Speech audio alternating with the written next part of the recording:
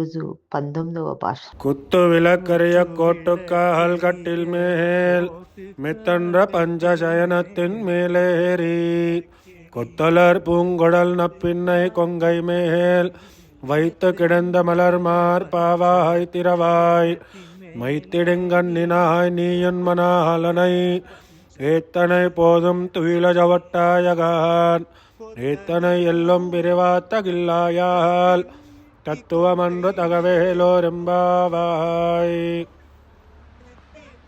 కుత్తు విలిక్కిరియే.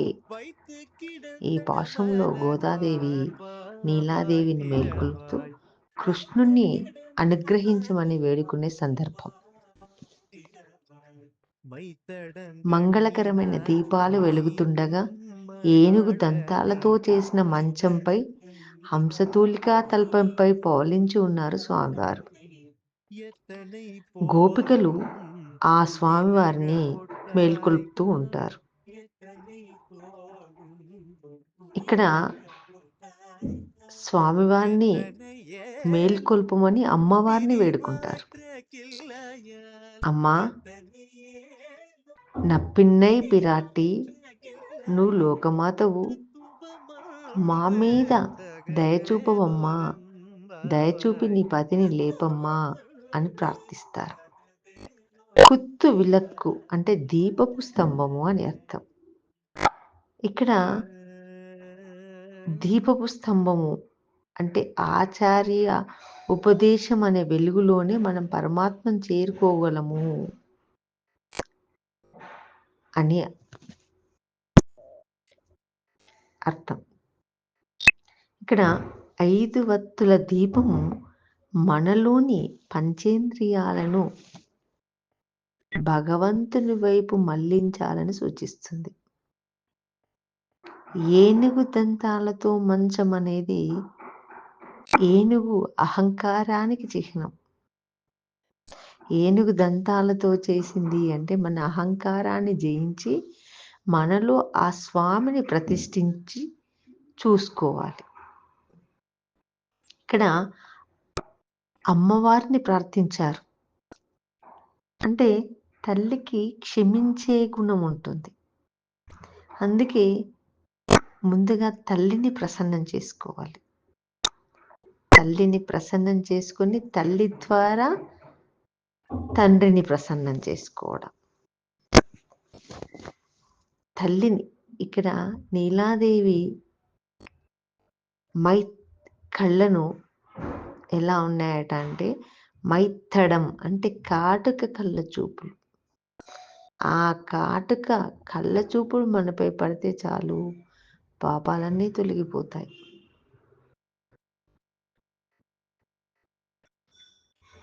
ఇక్కడ స్వామివారిని కాకుండా అమ్మవారిని ప్రార్థించడం అంటే జీవాత్మ పరమాత్మ దగ్గరికి వెళ్ళేటప్పుడు నేరుగా వెళ్ళే ధైర్యం చాలదు. ఎందుకంటే మనం ఎన్నో తప్పులు చేసి ఉంటాం. అందుకే అమ్మ ద్వారా వెళ్ళటం. తల్లి కరుణామయి, స్వామిని ఒప్పించి మనకు అనుగ్రహం కలిగాలి చేస్తుంది. మనలోని పంచేంద్రియాలు బయట విషయాల వైపు పరిగెత్తుతాయి. కానీ ఈ భాషలో 5 జ్ఞాన దీపాలు వెలుగునిస్తున్నాయి. అంటే ఇంద్రియాలను జయించి వాటిని భగవత్ సేవలో వినియోగించినప్పుడే పరమాత్మ సాక్షాత్కారం లభిస్తుంది అని అర్థం. దీపాలు వెలుగుతున్న గదిలోకి వెళ్ళడం అంటే గురువు చూపిన జ్ఞాన మార్గంలోకి వెళ్ళడం. దీపం ఆచార్య సంకేతం. వెలుగు లేకపోతే గదిలో పరమాత్మ ఉన్నా కనిపించడు. మనకు ఆ పరమాత్మ కనిపించాలంటే ఆచార్యుల ఆశ్రయం అవసరం. కాబట్టి ఆచార్యుల ద్వారా భగవంతుని ఆశ్రయించడం మంచిది అని ఈ భాషణంలో చెప్పారు అమ్మవారు. 20వ భాషణం. முப்பத்து மூவமாறற்குமுன சென்று கப்பம் தவிர்க்கும் கலியே துயிலழாய் செப்பமுடையாய் திரளுடையாய் செத்தார்க்கு வெப்பம் கொடுக்கும் விமலா துயிலழாய் செப்பென்ற மெனமுலை செவ்வாய் திருமருங்குல் நப்பின்றை நங்காய் திரவே துயிலழாய் உக்கமும் தட்டொலியும் தந்துன் மலாடனை இப்போது எம்மை நீராட்டேలోరింబావాయ్ అనే పాశ్రం 33 కోట్ల దేవతలకు ఏ విధమైన ఆపదలు వచ్చినా ముందుగానే అక్కడికి వెయ్యి వారిని రక్షించి సమర్థత గల ఓ స్వామి నిద్రలేచిరా. ఆశ్రితులను రక్షించుటకై వారి విరోధులను దున్మాడు బలాఢ్యుడా, ఆశ్రిత రక్షక ఓ బలశాలి, శత్రువులకే అతి దుఃఖంనిచ్చే నిర్మలుడా, నిద్ర నుండి మేల్కొని స్వామి. పిలిచిన వెంటనే పలికే ఓ స్వామి, నీ పాదాలనే నమ్ముకున్న మాకు నీవే రక్షక ఉండి తొందరగా రా స్వామి అని గోపికలు స్వామివారిని మేల్కొల్పుతున్నారు. స్వామివారు మేల్కొంటలేరు, లేవట్లేదు. అది చూసి జగన్నాట సూత్రధారి అయిన జగన్నాథుణ్ణి లేపడం కోసం నీలాదేవిని ప్రార్థిస్తున్నారు గోపికలు. ఇక్కడ నీలాదేవిని ఆండాళ్ళు వర్ణిస్తుంది. అమ్మవారు ఎలా ఉన్నారట అంటే దొండపండు వంటి అధరములు కలది, సన్నని నడుములు కలిగిన అతిలోక సుందరముగా విరాజిల్లుతున్నటువంటి ఓ నప్పిన్నై పిరాట్టి, నీవు మహాలక్ష్మీదేవికి సమానురాలు అమ్మా, కరుణించి నీవైనా లేవమ్మా.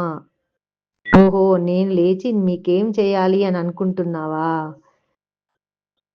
మా ఈ వ్రతము పూర్తి కావాలంటే మాకు కొన్ని కావాలి. ఆ స్వామికి శ్రీకృష్ణునికి శరీరంపై చిరు చెమట పట్టినప్పుడు దానిని ఉపశమింప చేయటానికి మాకొక విసనకర్ర కావాలమ్మా. స్వామివారు తిరుముఖ మండలం చూచుకొనుటకు ఒక దివ్య మణిదర్పణం కావాలమ్మా. ఆ పరికరాలన్నీ మాకు అనుగ్రహించు తల్లి. స్వామిని మేల్కొల్పమ్మా. అతనితో కూర్చి మాకు మంగళం స్నానం చేయించు తల్లి. నీ అనుగ్రహం ఉంటేనే కదా మా ఈ వ్రతం పూర్తి కాగలదు అని ఆండాళ్ళ తల్లి నీలాదేవిని వేడుకుంటున్నారు ఈ పాశురంలో. జై శ్రీమన్నారాయణ.